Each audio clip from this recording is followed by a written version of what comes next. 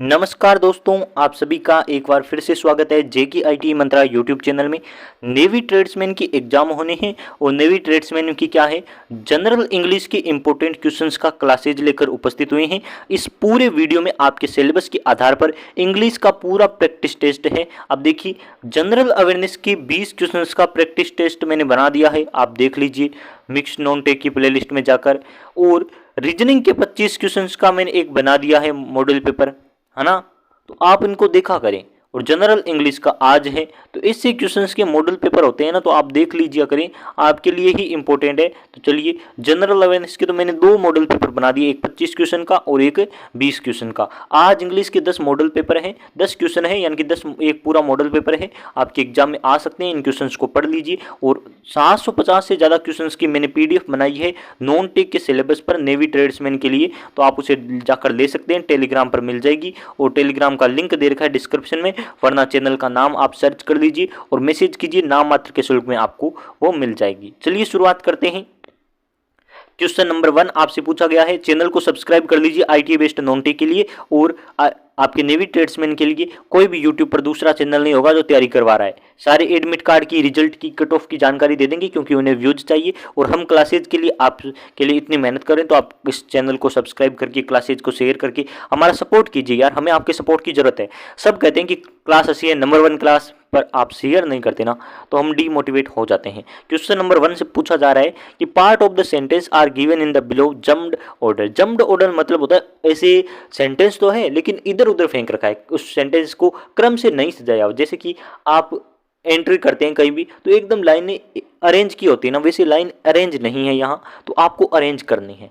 देखिए, पहले मैं आपको बता दूं, जब भी कोई सेंटेंस बनता है तो उसका एक ही फॉर्मूला होता है। पहले आएगा सब्जेक्ट, उसके बाद आएगी हेल्पिंग वर्ब, हेल्पिंग वर्ब के बाद आती है मेन वर्ब, मेन वर्ब के बाद आपकी क्या आता है, ऑब्जेक्ट आता है, ऑब्जेक्ट के बाद जितना भी पार्ट शेष रहा है वो आपका आएगा। तो पहले आपको सब्जेक्ट लिखना है। ये रहा जम्प्ड ऑर्डर में लिखा हुआ है, use snake hand your enemies to catch a. अब देखिए, मैं आपको कहूं तो यूज क्या है, यूज आप कह सकते हैं, इसे तो मेन वर्ब है, तो मेन वर्ब मान लेते हैं। टू कैच ये भी मेन वर्ब है, तो ये एक मेन वर्ब नहीं होगी, यानी कि 2 मेन वर्बें नहीं होती, दोनों के बीच या तो टू लगता है तभी 2 मेन वर्बें आती हैं। ये हैंड क्या है, हैंड आप कह सकते हैं नाउन है। स्नेक क्या है, ये भी आप कह सकते हैं नाउन है। एनिमी क्या है, ये आप कह सकते हैं कि प्रोनाउन, योर प्रोनाउन है। इस प्रकार से ये ऑब्जेक्ट है। तो अब आपको सेट करना है, आप कहेंगे यूज योर हैंड बन सकता है, यूज योर हैंड, ये आपका बना है इतना बड़ा सब्जेक्ट, ये है सब्जेक्ट। सब्जेक्ट के बाद आता है आपकी हेल्पिंग वर्ब, तो हेल्पिंग वर्ब इसमें नहीं दे रखी। कहाँ नहीं दे रखी, कहाँ नहीं दे रखी, तो आप कहेंगे इसमें हेल्पिंग वर्ब नहीं दे रखी। हेल्पिंग वर्ब होती है इजारम वाजवर बी, इस प्रकार से। तो आप इसे बना दीजिए use your enemies hand. Enemies का मतलब होता है दुश्मन का, ये जो डॉट करके एस लगता है ना, इसका मतलब होता है का। तो ये बनेगा use your enemies hand to catch. Subject के बाद वर्ब आ गई मेन वर्ब, क्योंकि हेल्पिंग वर्ब नहीं है तो डायरेक्ट मेन वर्ब आएगी। टू कैच ए स्नेक, यानी कि सांप को पकड़ने के लिए आपके दुश्मन का हाथ यूज कीजिए। ऑप्शन नंबर सी इसका आंसर है। जितना पॉसिबल हो सकता है मैं एक्सप्लेन करता हूं, ताकि आपके एग्जाम में आई तो आप सही कर दे। इस बच्चे ने एग्जाम में इस क्वेश्चन को अटेंड ही नहीं किया है, मैं आपको दिखा दूं।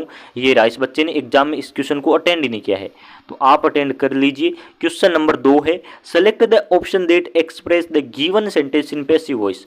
एक्टिव को पैसिव में चेंज करने का आपके एक क्वेश्चन आएगा, एक्टिव को पैसिव में। तो मैं आपको बता दूं, पैसिव में हमेशा वर्ब की तीसरी फॉर्म लगती है, तो ये आपको ध्यान रखना है। एक्टिव का जो सब्जेक्ट होता है वो पैसिव का ऑब्जेक्ट बन जाता है, एक्टिव का जो ऑब्जेक्ट होता है वो पैसिव का सब्जेक्ट बन जाता है। तो पहले आप इस एक्टिव सेंटेंस को पढ़िए। लिखा हुआ है the committee will send out invitation letter next week. देखिए, जो भी आपकी होती है ये वाली विल सेंड, इसे बोलते हैं मेन वर्ब। मेन वर्ब के बाद जो भी होता है वो ऑब्जेक्ट होता है। लेटर, इनविटेशन लेटर आपकी यहाँ क्या है, नेक्स्ट वीक ये तो टाइम हो जाता है ना। जो मेन वर्ब के बाद होती है ना, ये आपके होता है ऑब्जेक्ट। तो हमें एक्टिव का जो ऑब्जेक्ट होता है उसे पैसिव के सब्जेक्ट बनाना होता है। तो इनविटेशन लेटर्स ये आपके बन गया सब्जेक्ट। तो आप लिख दीजिए इनविटेशन लेटर। मैं एक बार IL से लिख रहा हूँ, इनविटेशन लेटर। अब देखिए आगे जो विल है वो विल या सेल बनेगा, विल या सेल ही लगेगा। और सेल किसके लगता है, आई और वी के साथ लगता है, और सबके साथ विल लगता है। तो आपके बनेगा इनविटेशन लेटर्स विल। जब विल दे रखा हो तो आपके प्रेजेंट सिंपल टेंस होता है, और प्रेजेंट सिंपल का जो आपके पैसिव बनता है वो प्रेजेंट कंटिन्यूज वाली हेल्पिंग वर्ब से बनता है। तो आपके बनेगा invitation letter will be. Send की थर्ड फॉर्म क्या होती है, तो सेंट होती है, सेंड, और उसके बाद दो फॉर्म होती है सेंट सेंड। तो तीसरी फॉर्म आपकी क्या बनेगी, सेंट। तो ये बनेगा आपके invitation letter will be sent out next week by the committee. ये जो होता है इसे बाई के बाद लगा देते हैं, ये ऑब्जेक्ट बन जाता है। ये क्यों नहीं हुआ मैं आपको बता दूं, इसमें सेंडिंग कर दिया, थर्ड फॉर्म नहीं लगाई। इसमें क्या किया है, इसमें आपकी बी नहीं लगाया इसलिए गलती हो गई। और इसमें क्या किया है, इसमें सेंट चेंज नहीं की फॉर्म, तो ये आपकी गलती हो गई है। तो आपको छोटी छोटी गलतियां पकड़ के सेंटेंस को सही कर देना है। ये आपका क्वेश्चन हो चुका है। इंग्लिश में ज़्यादा एक्सप्लेन करना पड़ता है इसलिए छोटी छोटी क्लासेज हो रखी है। Parts of the following sentence are given as options, identify the part that has an error. यानी कि कोई गलती वाला पार्ट है इस सेंटेंस में तो उसे पहचानिए।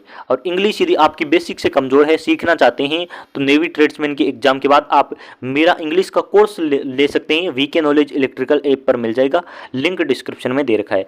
I would have helped you if I had now. अब देखिए इसमें क्या है, आई वुड हैव हेल्प्ड सही लिखा है, क्या सही लिखा है, इसमें क्या लिखा है, हेव के बाद हेज या हे होता है, उसके बाद वर्ब की सही थर्ड फॉर्म आती है, इसने लगाई है। आगे लिखा है if you I head now. अब देखिए ये गलती है, हेज और हे होते हैं ना, हेज और हेव ये होते हैं प्रेजेंट परफेक्ट टेंस की, प्रेजेंट परफेक्ट टेंस की हेल्पिंग वर्ब, और इनके साथ आती है वर्ब की थर्ड फॉर्म। तो यहाँ हेव लगा के थर्ड फॉर्म दे रखी है, एकदम सही बात है। हेड होता है ना, ये पास्ट परफेक्ट टेंस की हेल्पिंग वर्ब होती है, और हेड के साथ भी वर्ब की थर्ड फॉर्म होती है। यहाँ इसने देखी क्या दे रखा है, यहाँ इसने दे रखा है नाउ, और इसकी नाउ की थर्ड फॉर्म होती है न्यू। क्या होती है, नाउन। ऐसे होती है, मैं बता देता हूँ, नाउ, नाउ, न्यू ये सेकेंड फॉर्म, और ये होती है आपकी थर्ड फॉर्म ये वाली। तो यदि आपकी ये वाली लिखा होता ना या नाउन तो आपकी सही बन जाती। यहाँ गलती दे रखी, ग्रामेटिकल एरर हमने पहचान कर ली है।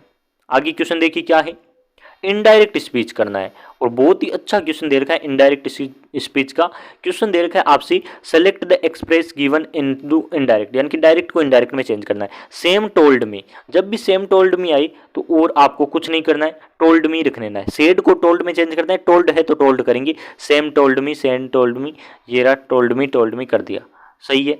उसके बाद जो इन्वर्टेड कोमा होता है उसे हटाकर डेट लगा देते हैं, लगा दिया। You can take the weekend off, you can. अब देखिए यू तो कि इसके अकॉर्डिंग बन जाएगा, यू जो होता है सेकंड वर्सन वो ऑब्जेक्ट के अकॉर्डिंग चेंज होता है बार वाले के ऑब्जेक्ट के अकॉर्डिंग। तो आई और यू आपकी क्या होता है, यू, योर और यू होता है। जो ये पहले वाला यू है ना, ये आई के तीनों फॉर्म आई, माई और मी, तो इस पहले वाले के अकॉर्डिंग चेंज हो जाएगा, तो आई बन जाता है। मैंने कोर्स में कंप्लीट बता रखा है, अब मैं छोटे से एक्सप्रेस करता हूँ।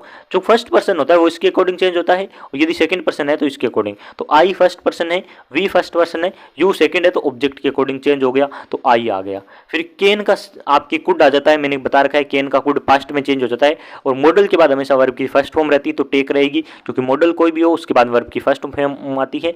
Take the weekend off, same ओ आपकी रह गया। तो यही ऑप्शन होगा, एकदम राइट दे रखा है, आप इसे कर लीजिए। क्वेश्चन नंबर आगे आपके हैं, आपके एंटोनियम सेलेक्ट करना है डिपार्ट का। डिपार्ट का मतलब होता है आपकी ट्रेन में आप जाते हैं तो क्या आता है लिखा हुआ कि ट्रेन ने डिपार्ट कर दिया, यानी कि ये बीकानेर जंक्शन को डिपार्ट कर दिया, ये वाले जंक्शन को डिपार्ट कर दिया, मुंबई जंक्शन को डिपार्ट कर दिया। तो ये आपकी डिपार्ट मतलब इसको छोड़ चुके हैं, ट्रेन यहाँ से निकल चुकी है।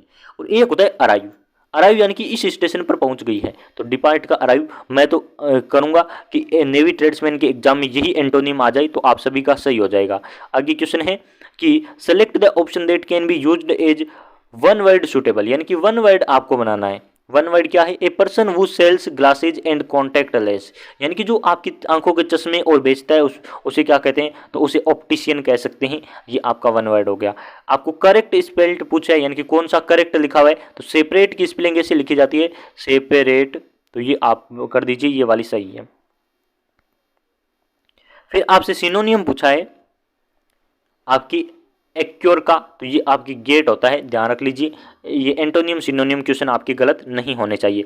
फिर क्वेश्चन पूछा है कि select the most appropriate meaning of underline idiom, यानी कि एडियम होता है एक आप कह सकते हैं लोकोक्ति मुहावरे की तरह होता है। Shyam had extensive surgery but he is not yet out of the woods, यानी कि लकड़ियों से बाहर नहीं है, ऐसे करके ये आप बनेगा। तो इसका है कि वह खतरे से बाहर नहीं है, यानी कि उसका सर्जरी तो हो चुका है लेकिन वो अभी लकड़ियों से बाहर, यानी कि वो कह रहा है कि बेड से बाहर नहीं है, उसे बेड रेस्ट दे रखा है, तो इसका मतलब होता है कि वो खतरे से बाहर नहीं है, उसकी सर्जरी हो रखी है। 10वां आज का लास्ट क्वेश्चन है और नॉन टेक की पीडीएफ हमें टेलीग्राम पर आपको मिल जाएगी, मैसेज कर दीजिए। नाम मात्र का शुल्क है, 2 दिन में आप पढ़कर नॉन टेक के पूरे क्वेश्चन सही कर सकते हैं। Select the most of the following, आपको यहाँ एक सही वर्ड भरना है और वो वर्ड दे रखा है I want to get some apples and pears, यानी कि मैं कुछ सेव और चाहता हूँ बट यूजुअली बनानाज। बिसाइड ये आएगा, ये होता है आपकी क्या बोलते हैं इसे, कंजक्शन वाला आप टॉपिक पढ़ेंगे ना, तो उसमें बिसाइड बट बी साइड ये वाला आता है। तो इसमें देखिए ये तो दोनों ही गलत लिखे हुए हैं, एक ही बी साइड बचा, ये बट आता है, तो आप ये भी लगा सकते हैं। ये आपके मीनिंग पर डिपेंड करता है कि सेंटेंस क्या कहना चाहेगा। ऑप्शन नंबर बी यहाँ सही आंसर है। आई थिंक जनरल अवेयरनेस मैंने कल करवा दिया है एक पार्ट में, और आज इंग्लिश की क्लासेज हो चुकी है। बहुत बहुत धन्यवाद आप सभी का, शेयर कर दीजिए यार, बहुत मेहनत करते हैं। बहुत बहुत धन्यवाद।